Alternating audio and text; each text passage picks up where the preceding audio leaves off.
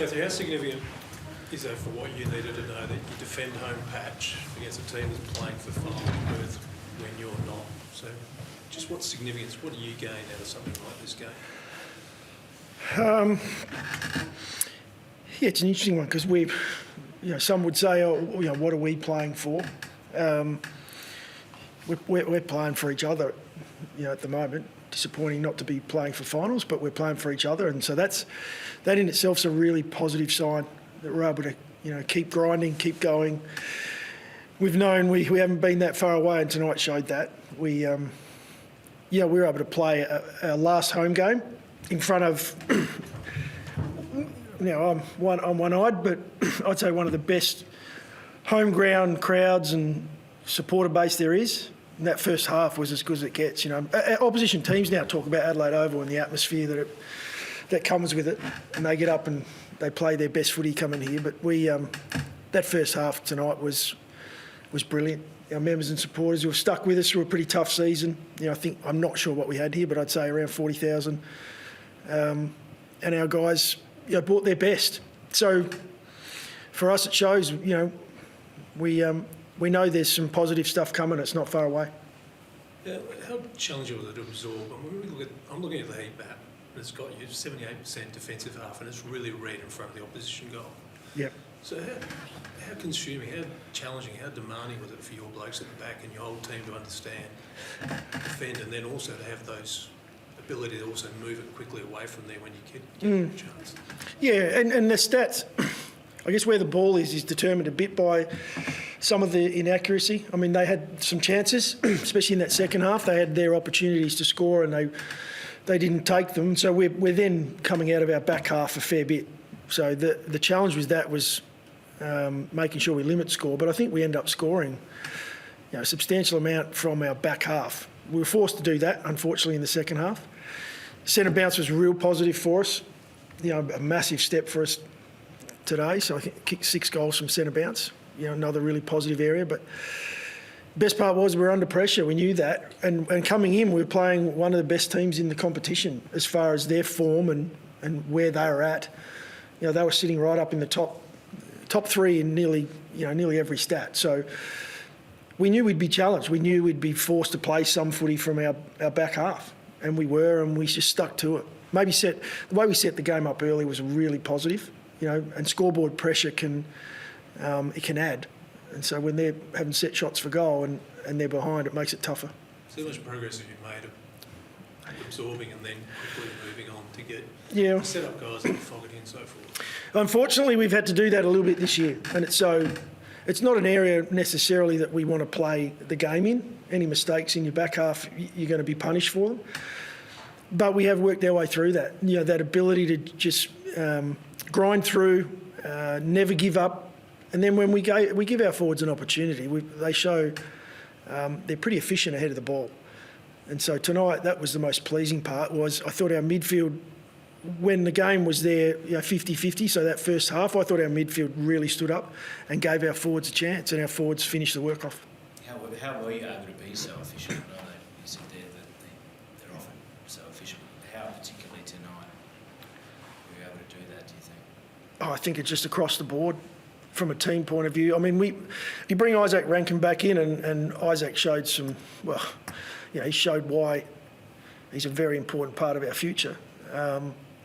That little bit of polish back ahead of the ball, but I think the combination of Isaac coming back in, and those guys have now played a fair bit of footy together. So Fogarty and Walker, Thilthorpe's now got enough games under his belt that he's starting to really get his timing back, and then the smalls in underneath there. Ben Keys has probably played one of his best seasons. Murphy ripping around underneath there as well. So it's, I think it's a combination of a few names and numbers coming back into our group.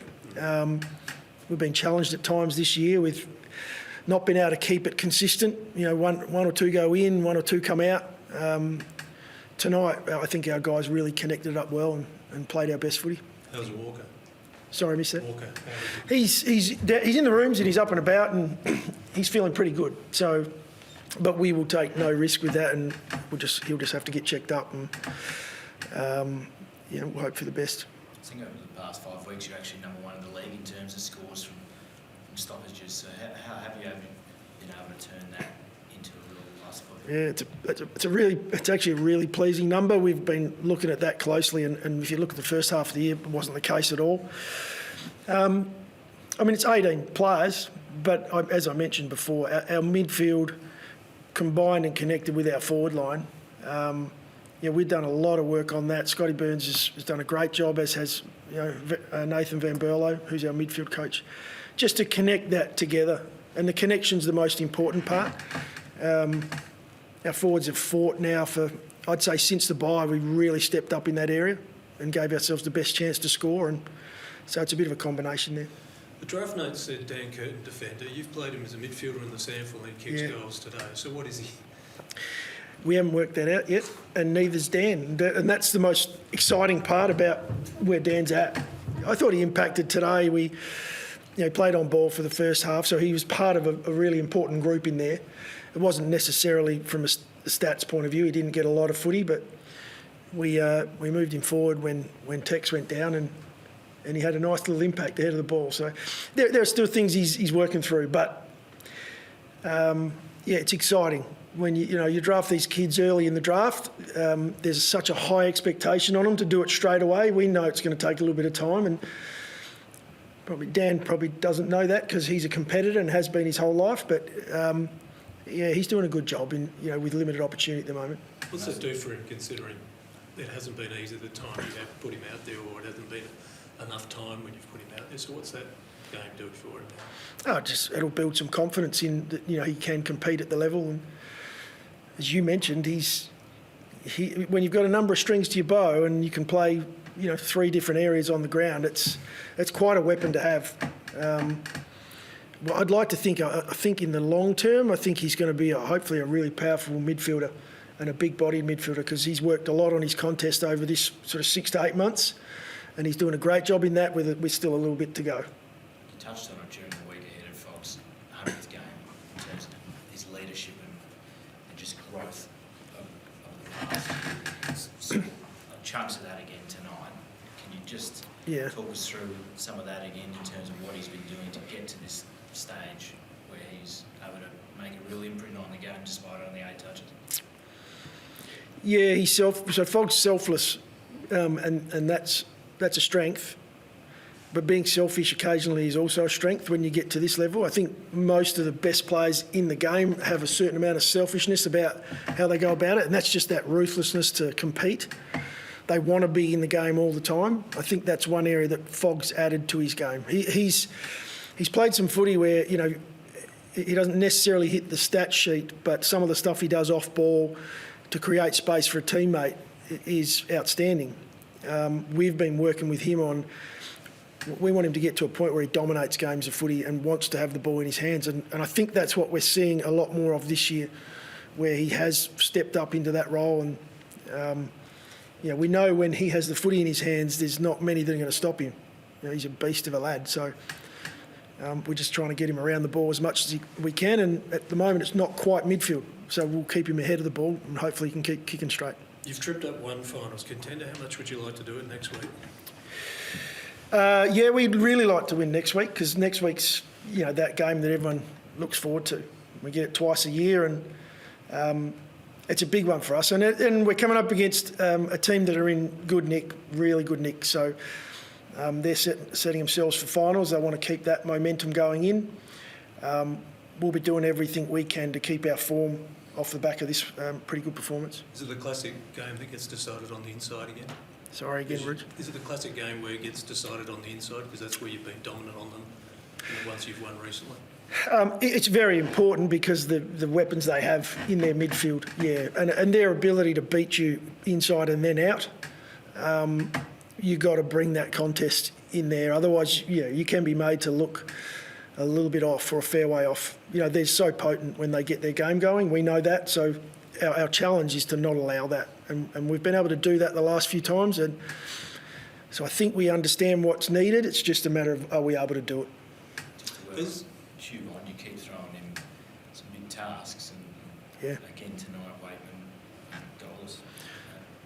What have you seen from him to be able to throw him those big responsibility? Yeah, just attention to detail with Bondi. He's he's as good as there is when it comes to competitiveness. And so what he may lack at the moment with just the experience and the areas that he needs to, he makes the odd mistake here or there, which costs him, but he makes up for it with the second and the third effort. He just hates to lose, and so when we looked at him in the draft, it was a standout. This is a guy who just was a hard worker, rower. So they're a little bit different. You have to be to do that sport. But yeah, we love what he's bringing, and he's bringing that determination, similar to Michael when he first started out, and that's been able to free up Max a little now with Bondi back there. Matthew, as we have no secrets, claimed on radio last week that you met with Jack Lukosius of Gold Coast. Fact or fiction? As we always do, we're working to get better. We don't talk about players from other footy clubs, but what I can say is, as we've done every year, Rooch, we need to keep improving.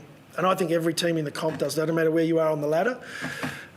We'll keep looking to get better. And that's what we've been doing. Thanks, guys. Appreciate it. Was that fair?